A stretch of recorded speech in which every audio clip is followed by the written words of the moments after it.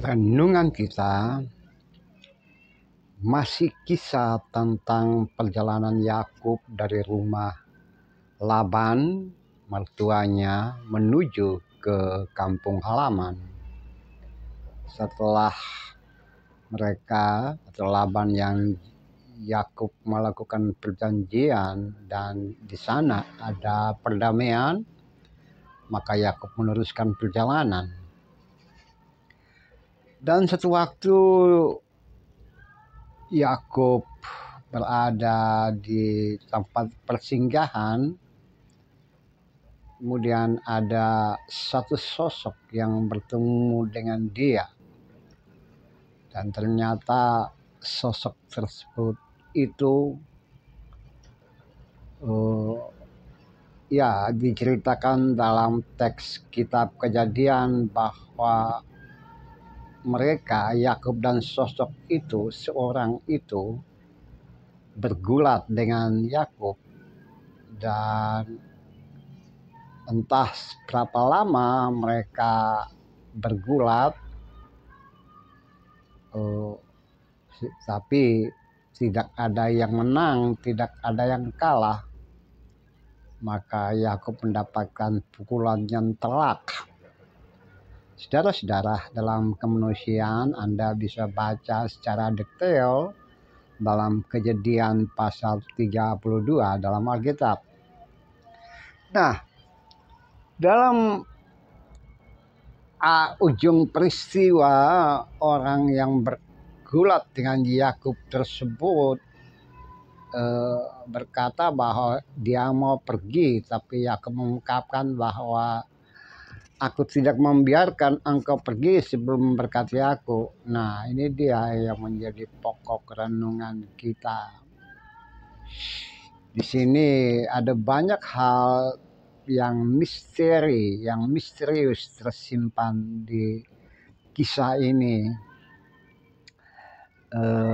Tuturan kuno ini ketika ditulis ulang oleh penulis kitab Kejadian, tentu saja dia mungkin saja dia mengambil sulit mengambil kesimpulan siapa yang bergulat dengan Yakub.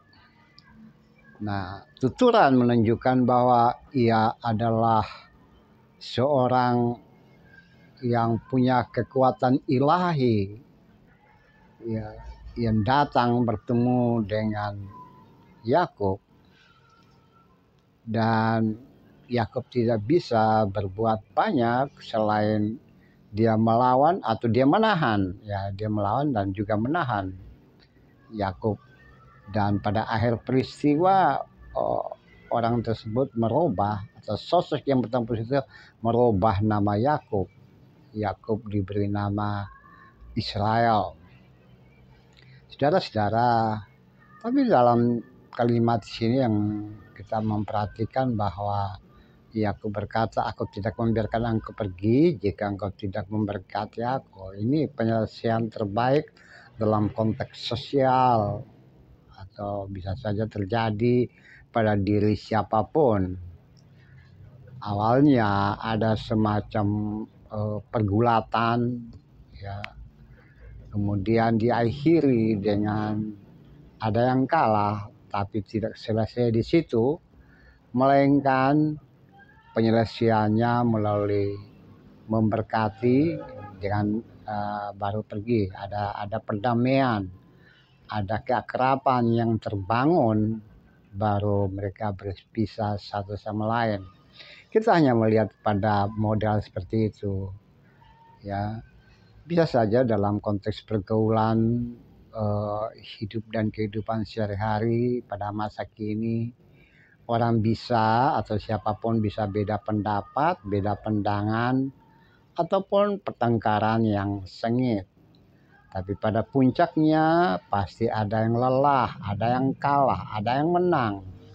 Ada yang merasa bahwa dia tidak sanggup untuk meneruskan pertengkaran, atau dia harus pada titik tertentu dia harus menunjukkan bahwa aku tak berdaya, aku lemah. Nah, dalam konteks seperti itu tentu saja saudara dan saya bisa atau pernah mengalami pengalaman seperti itu. Lalu apa yang terjadi selanjutnya?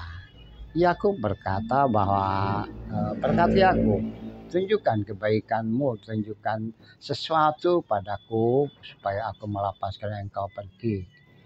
Nah, kira-kira seperti itu juga kalau dalam hidup kekinian kita menyelesaikan segala sesuatu dengan damai, perdamaian, dan sekaligus jika yang dihadapi oleh kita adalah sosok yang punya kekuatan lebih atau punya kualitas atau punya kemampuan di atas kita, tentu saja kita akan berkata bahwa mari kita berdamai, mari kita meneruskan jalan masing-masing, jalan hidup ini dengan sukacita, damai, tapi jangan lupa memberikan kepada saya shalom, memberikan kepada saya damai sejahtera, Irene, sehingga persahabatan tidak pernah putus dan di suatu waktu akan muncul kembali ada pada konteks yang lain, pada situasi yang lain, bahwa perdamaian itu tetap terjadi atau kebersamaan itu terulang.